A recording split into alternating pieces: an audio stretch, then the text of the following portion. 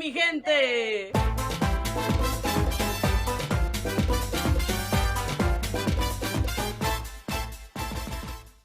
I want to thank you so much for joining us at Habla Spanglish podcast. This podcast is all about giving a voice to second generation Latins down here in Australia. Sometimes the community here can feel a little bit sparse. It can leave you feeling maybe not Latin enough or not Aussie enough, but I think that we have our very own community right here together between just all of us. And I think that's a wonderful thing. We are all the children of immigrants who gave so much to build us a life here somewhere so unfamiliar, just for the chance that we may have better opportunities or just bigger opportunities than what they were offered growing up.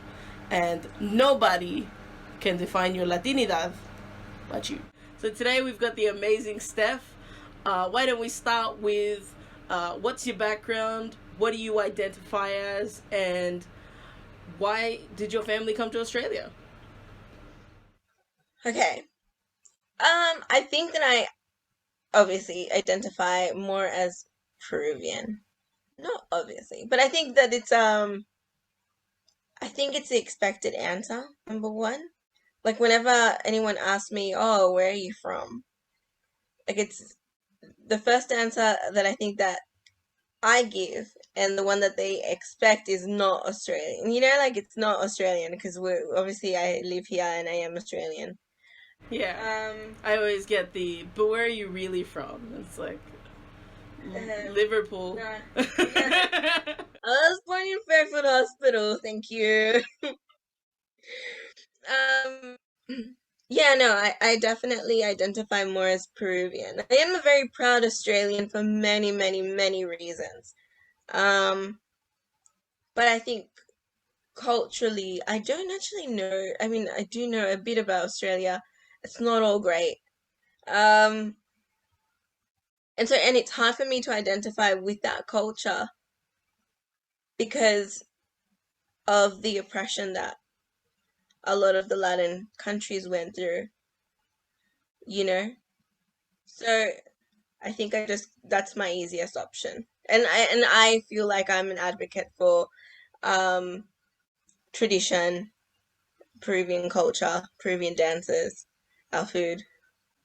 So that's me. But I am Australian. I was born here, and my family, my parents and my two siblings, they came over basically for like a better life. I think it was around the time of like terrorism and when hasn't Peru had questionable political representation? There was like food scarcity as well.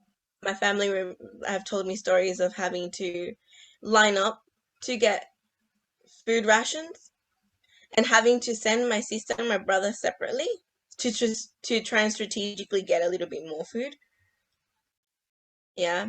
And then because there was more food in Lima than there was in Pisco, where my family is like originally from, I remember my mom had to do that to try and get 3 rations because she would try and send some over to her family in Provincia, like her parents, because their rations were even smaller.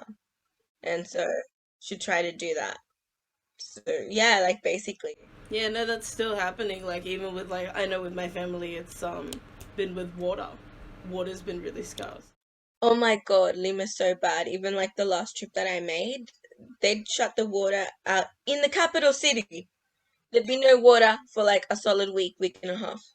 People had to survive with like whatever they had saved up in their gallons because everyone's got a massive like container in the bathroom somewhere, and that's what you use to have a shower and flush the toilet and brush your teeth and cook with and everything. I would definitely say Australia has been a safer place for us to come by, and it definitely has its issues, but it's been a good home to us.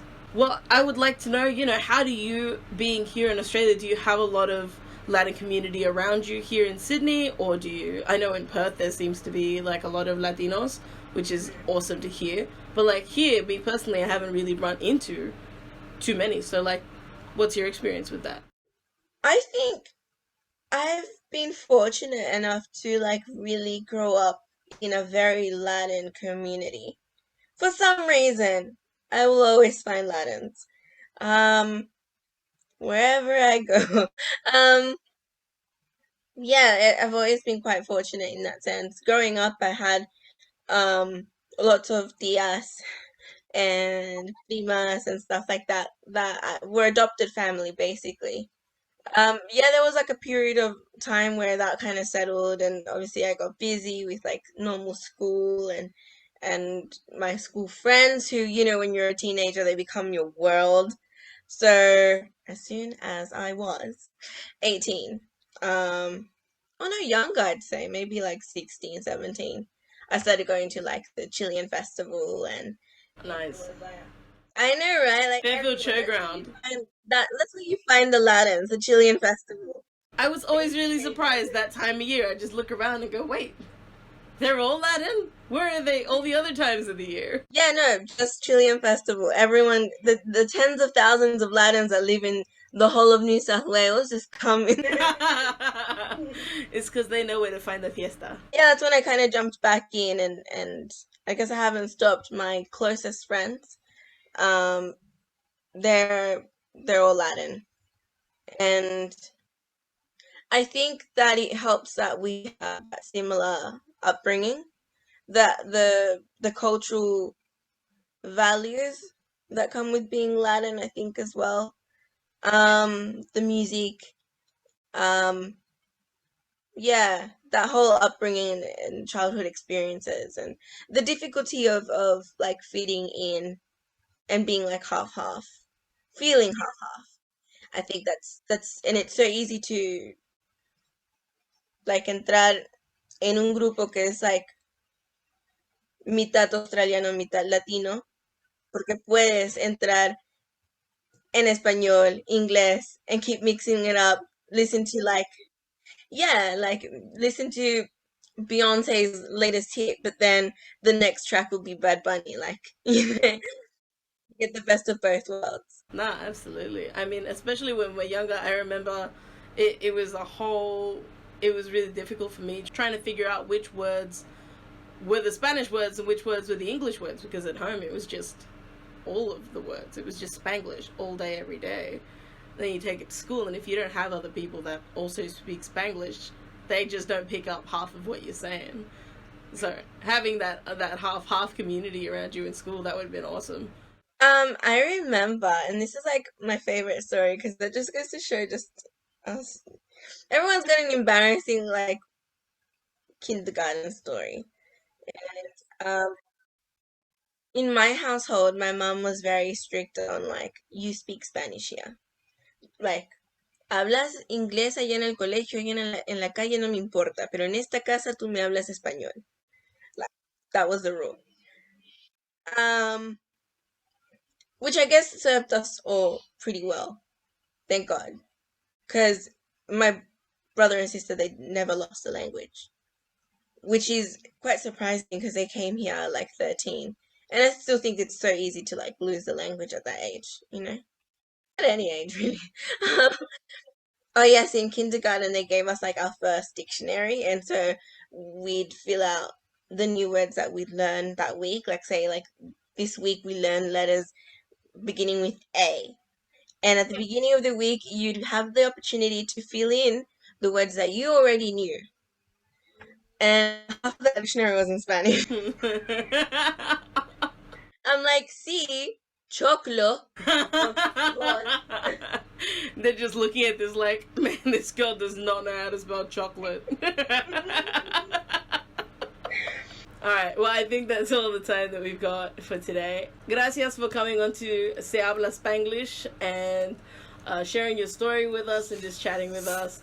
We're going to wrap this up the way we always do by just having a shot of absolutely anything you want. So whatever your closest drink is, I've got some Inca Cola, the golden cola, that I bought down at Tierra Latinas down in Fairfield. And do you have something to drink? Yes, I have pump from my local convenience store because hacía mucho calor. All right. Pa' arriba. Pa' arriba. Pa' abajo. Pa' abajo. Al centro. Al centro. Y adentro. Damn, that's good. God, I love Inca Cola. That is delicious. All right. Thank you so much for your time, Steph. Un placer. Thanks for tuning in. Everybody has a story to tell, and we want to hear it. You can find us in El Face, Instagram, or TikTok under the handle Se Habla Spanglish Podcast. We'll be doing these episodes on the first Tuesday of every month en la mañana. And please don't forget to subscribe and follow the channel to stay up to date with all the latest episodes. Now tell me, who decides your Latinidad? I do. Así es, mi gente. Adiós.